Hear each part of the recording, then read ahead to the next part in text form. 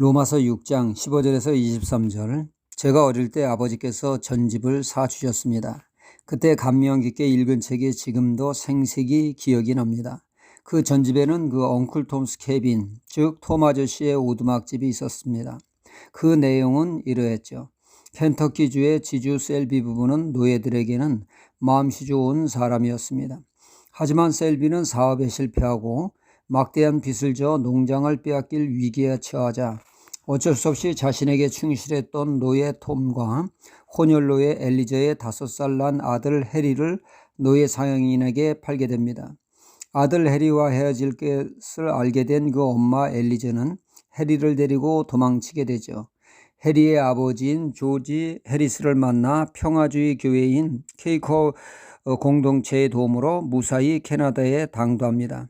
한편 톰은 팔려가는 도중에 배가 강을 따라 내려갈 때 같은 배의 승객 에바의 그 생명을 구해주게 됩니다. 이것이 계기가 되어 그녀의 아버지 오거스틴 생클레어에게 팔려가고 그것을 행복하게 지내게 됩니다.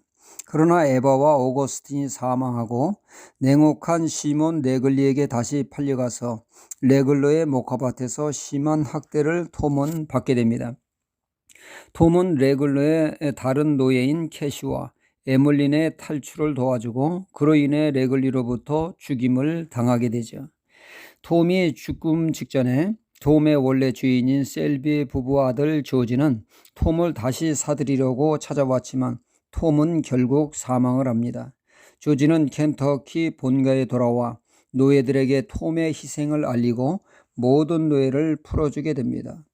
수토 부인의 엉클 톰스 캐빈의 장편 소설은 기독교적인 입장에서 흑인 노예의 비참함을 묘사한 작품으로 노예 제도를 폐지해야 한다는 여론을 형성하는 데 크게 기여하게 되었죠. 어떤 이는 말하기를 이 작은 책이 큰 전쟁을 일으켰다고 했습니다. 이는 미국의 노예 폐지를 이끄는 남북 전쟁에 큰 영향을 끼쳤다는 것이죠. 그러니까 지금부터 불과 200년 전만 해도 미국에 버젓이 노예 제도가 있었던 것입니다. 사도 바울 당시 로마인은 3분의 1이 자유인이었고 3분의 2가 노예였다고 합니다. 예전에 우리나라에 우시장이 있었습니다. 소나 송아지를 파는 우시장이 정기적으로 열렸듯이 로마에서는 노예 시장이 정기적으로 열렸다는 것이죠. 노예의 그 목에 가격표를 달아 물건 전시하듯 했다고 합니다.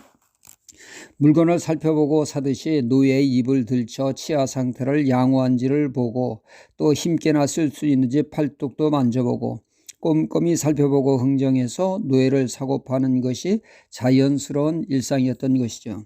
그래서 짐승과 노예의 차이는 말을 할 줄 아느냐 모르느냐 차이일 뿐이라는 얘기죠. 노예는 짐승 취급받은 것이었던 것입니다. 사도 바울은 그 시대의 흔한 종을 비유로 오늘 말씀에 종의 비유를 들어 말씀을 설명하고 있습니다. 예수님을 믿기 전 우리는 죄의 종이었다는 것이죠. 죄가 주인이 되어 우리의 정욕을 따라 죄를 따르는 삶을 살았던 것입니다. 그것이 지극히 당연한 삶이었다는 것이죠. 그러나 주님이 십자가에서 죽으시고 부활하심으로 인해 믿는 자들은 죄의 종살이에서 자유하게 되었습니다. 주님이 십자가에서 죄값을 청산함으로 우리는 죄의 굴레에서 벗어나 의롭게 되었던 것이죠. 더 이상 죄의 종이 아닌 하나님의 종이 되었습니다. 의의 종, 순종의 종이 되었다고 오늘 말씀은 말씀하고 있습니다. 주인이 믿음으로 완전 바뀌었습니다.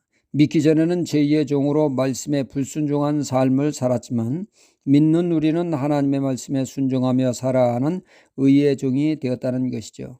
믿음으로 의인된 우리는 삶 속에서 의임의 열매를 맺어가는 거룩한 삶을 살도록 부름을 받은 것입니다.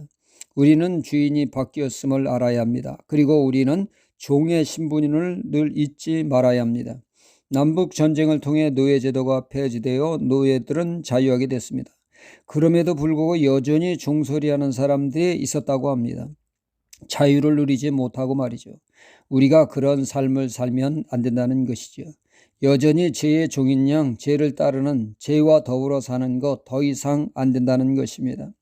우리는 죄로부터 자유한 사람이요 말씀과 의에 지배에 놓인 의의 종임을 알아 말씀에 순종하는 삶을 통하여 거룩한 열매를 맺어야 되는 것이 우리의 삶이어야 한다는 것입니다. 할렐루야.